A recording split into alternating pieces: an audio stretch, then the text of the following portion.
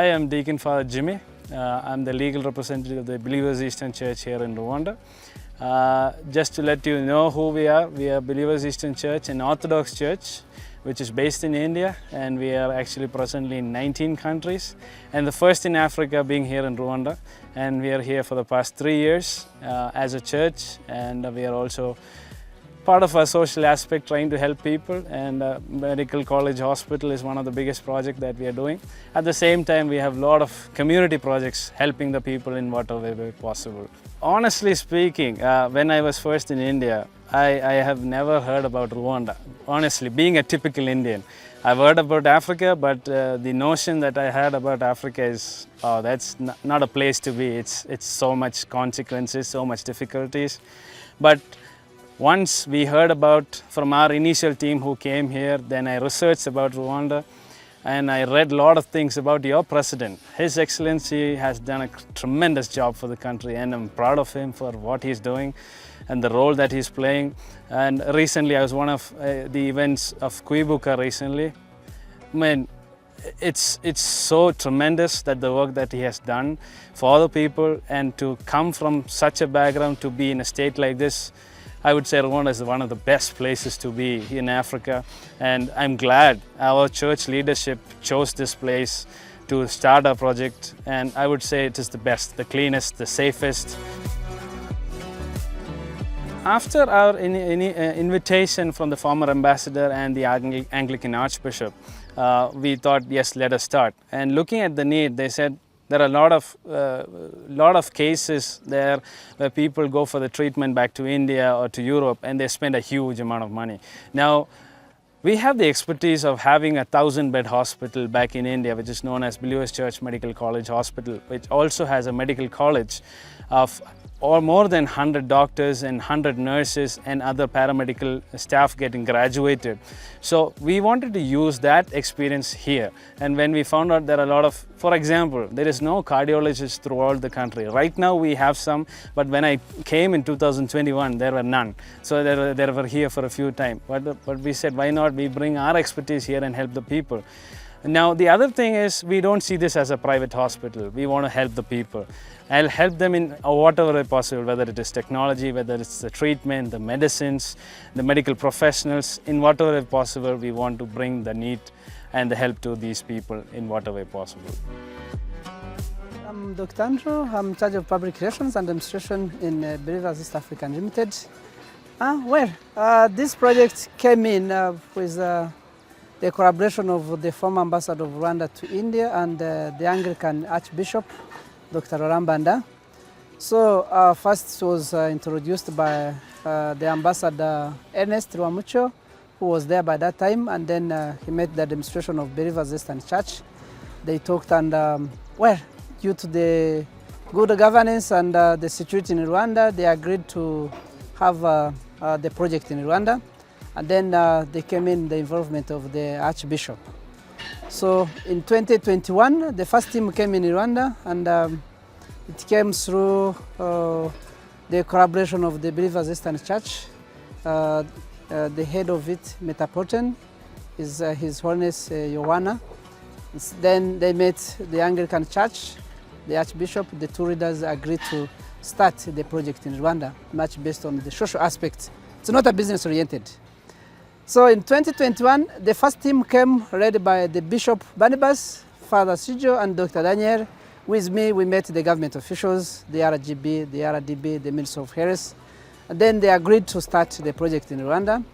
And 2021, when it was in COVID, the first insert they did, we gave the food to the needy 500 families. So it was because it was the other process of Guma Murugo, so they gave the food to the needy in a collaboration with the district of Kicukiro. And then the place they bought, it was a former Mount Zion University. It had all the equipments of the health, the hospital equipments. They took initiative to support the government hospitals, and indeed, through the collaboration with the Kicukiro District, we gave all the equipments to Masaka Hospital. It was including the mortuary. So the equipment was around million, and others were given to the Anglican College for being used, because the ones that are going to be used will be modernized, not like the one we gave. So after that, we registered the company and we looked for the construction papers and other related papers from the Ministry of Health and from RDB, that is including the investment certificate and etc. So we started constructing here. The project in round, it was 400 medical hospital, but the first phase is 220. The second phase will be 180 beds. And the third phase would be a medical college, which is a 100-seat medical college. But due to the interest and request from some of the people, then the request went to the administration of the Believers Eastern Church. They approved immediately to come in with the medical college before the second phase of 180 hospitals. As per now, as we're saying, the project is ongoing. That is the first phase, 220 medical hospital, and in 3 to 6 months, the college will start. We have the construction permit. Now the only thing is arrangements through tendering, and so that they can start. So we came with the TIC. TIC is top engineering, top international engineering, the Chinese company, one of the best in Rwanda, the one that constructed the Prime Minister's office and the former building of the RDB. So through tendering, we are blessed to have them, and now they are in the process of constructing this hospital, which we intend to have them in 15 months. That is the first phase. I am a civil engineer by my profession, and I am the project manager here. And then we are trying to build this hospital for the Believers Church Group. I am employed by the Believers Church Group, and then we are trying to build a hospital. So that is about 220 beds, and then the second phase of which would be about 180. And then soon after, we should have been starting the university building. But then based upon the request from the government, so then we are jump starting the university building now. So I think we should be starting in about the next 3 months. By about June or something like that, we should be starting the university college building also. Now coming back to this this hospital building, so now we are almost about 35 or 38% of this construction of this particular hospital. So that has already been done, and then this hospital is going to be it has got 2 basements, 1 ground, and then 4 floors. And the total height of that would be coming to about 29 or 30 meters. And from the and talking about it, we are from the ground floor. This is about we have got 2 basements below the ground floor, and then we have got the ground floor plus the 4 floors. And now we are almost about 35 or 38% construction is done. And thing that you see is the and the current level that we see is the level 1 that we are casting. And then at my height, you would be having the ground floor. Then you will be having the 4 floors, and on top of it, we will be having a steel structure. So on top of that steel structure, we will be having the typical Mangalore tile roof will be there, and we plan to have a copy of that same hospital that we have in India, like Deacon said some time back. So then we would like to have that same facility with almost the same finishes, so that the people, when they go to India and then see that hospital, and when they come back, and so we do not want to have a disparity in that. So we would prefer to have the same finishes as soon as possible. But then we would also like to have the usage of this material that is locally available to the maximum extent, so that this would doing that, we would be providing the the business facilities and everything for the people around, so that would be a source of development for the community at large. Yes, there is a lot of investment being done. For the hospital and the university, it is approximately $60 million US. I know it's something which we don't want to share. We are spending huge amount, but yes, we are trying to do in whatever way possible. It's somewhere around $60 million US to the finish, just the hospital. The university block is still not calculated. It's under budgeting phase right now. But yes, it will add on to the 60 plus. We began in the month of August 2023, and so now we are almost about 7 months up, and we plan to complete just the civil part by March 2025. That is the next year, but then following that you will be having the mechanical, electrical, plumbing works. So this would take about another 6 to 8 months time. So we tentatively plan to have the complete hospital project done and then complete by about the early 2026. The initial idea was to do this project in 3 phases. Phase 1 was to build a 220-bed hospital. Phase 2 was to expand the hospital to 400 beds, and Phase 3 was the medical university. Now, what happened at the beginning of this year, 2024, the leadership of Believers Eastern Church, our Metropolitan, Honorable Metropolitan Johan was here, and he had talked with a lot of leaders here. And most of them said, why are we delaying the university building to the last phase? Because the need is so much. Then we had a research being done, and we felt there is only 2 proper medical universities here as per my research, and they still need a lot of help. So why don't we push it ahead? So after our research and our permission from our leaders of the church, they said, let us do simultaneously. So we have quickened our plan. Rather than going phase 3, we are going to simultaneously do it with the hospital. And we are right now in the budgeting phase. The drawings are ready. It's already submitted as part of the project. And we just in the final stage just to start it. If you see behind me, there are markings already done where the layout of the university will be. It's just to finalize and just budget it and start it. The team is already ready.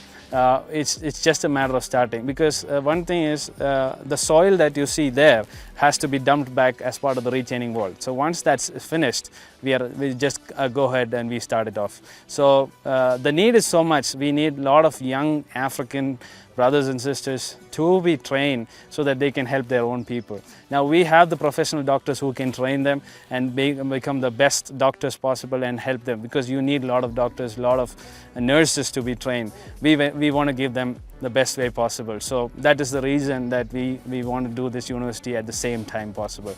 And when we are looking at, we are looking at 100 students to be graduating at a time. Build a hospital project is totally different than the way you run you build a university college, and that university college is going to be something like the regular colleges. So it will be so we plan to start it now in the month of June or something, and because it will not have all these the facility that you would generally have in a hospital, but then that will be generally a building. So then looking at it, I would my broad estimate should be that by early 2026 also, so that should also be complete together. How big is the facility going to be, the university? The university, the university, the capacity.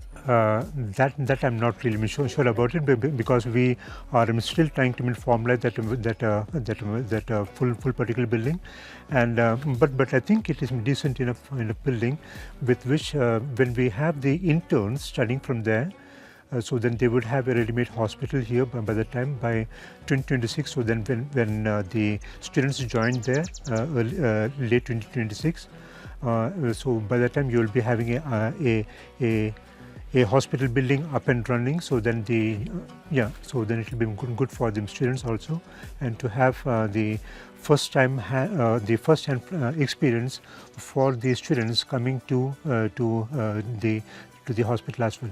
We have a lot of doctors who want to come here voluntary. Like they don't want to get high paid salary job. No, looking at the situation here in Rwanda especially, they want to say like, I want to come and volunteer and help the people. That is the vision that they have. Like I said, we are a mission hospital, and all our doctors and nurses, we want them to also work on the same mission, is to reach out to the people, to help them in whatever way possible. It's nothing to do with the money, it's to help them. So there are a lot of doctors who we have already talked to them, and they said we want to do this voluntary. Yes, we are trying to get from wherever possible the best doctors available. Yeah. Our church has a statement. We are a Christian church, we are a Christian people. We say we are serving God by serving humanity. So that is our main soul. So we also we believe Jesus Christ is one of the best examples to live in, and we say a statement to heal and show the love by the way Jesus showed us. And this is exactly how Jesus loved us and helped us. We want to do the same thing possible. That's why we see it as a mission hospital. In whatever way possible, we want to help them. So one of the ways this as a mission hospital is, we want to incorporate mutual desante if it is allowed. We want to incorporate it so that even the poor people of the community can come and get hold of all the facilities here, get hold of all the doctors here, and get the basic treatment that we need to. As part of that, right now we are doing some medical camps where we are sponsoring around 2,000 children, and we are giving them free medical camps so that they can get their basic health checkup done, the skin problems, dental problems. Most of them are malnourished. So somehow find out the issues and help them out. We had around that 2,000 children, more than 1,500 children were malnourished. What we did is we got in partnership with Sosama Industries, and we packed free Sosama, and we have been doing this for the past 6 months, and we have been giving them free Sosama so that they can be nourished, they can have a better life. Is that just here in Busanza? No, we are right now in 4 districts, here in Kicukiro, in Rutsiro, in Busanza, and in Busanza. And they are not in the cities, they are in very interior places. In Busanza, it's a place called Kavazungusel, right near the volcano mountains. In Busanza, it is in Gashora sector, and Rutsiro, it is in Chivumu sector. When a person goes to India and get all the treatments, you have travel costs, and sometimes the insurance doesn't work. The amount of payment in India is pretty high as compared to other places. Once all that facilities, the lab, the equipments are brought here, it brings down the cost. So you might be paying like 100% amount there. You might be able to cut down your travel costs completely, cut down the cost of your equipments and everything. Definitely it will bring a lot of change. I'm definitely sure of that. Except for me, all my staff is going to be our Rwandan engineers. The 3 people that we have here, so then they are from Ines, Rukira. Materials, basically the concrete and the steel, so these things are being procured locally here. So for that, I mean, we don't have much in problem there. So then we have all these local materials. But then when it comes to the finishes and for the other equipments and the facilities and all, of course we will have to. We would also be trying to get materials from East African countries, but that will also be might be limited. I'm not sure, because we are still trying to ascertain how much of this material that we can get, certainly from East Africa. But then focus is on Rwanda. But we would also keep our areas open, because when you come to the specialized equipments, some of these particular facilities and all, so we would certainly having some from China, some from India, some from European countries as well, particularly for these specialized hospital equipments and all. We would certainly be having it from there. We want to work with mutual desante. If the people allow us, if the government allow us, definitely why not? Because that's going to help a lot of people, a huge number of people. Right now, last year we donated mutual desante to around 9,000 people. So that means even 3,000 francs they are not able to afford. So what if those people who have mutual desante, they are not able to get the basic facilities, they can have mutual desante here and get all the facilities possible. So yes, in any way possible, yeah.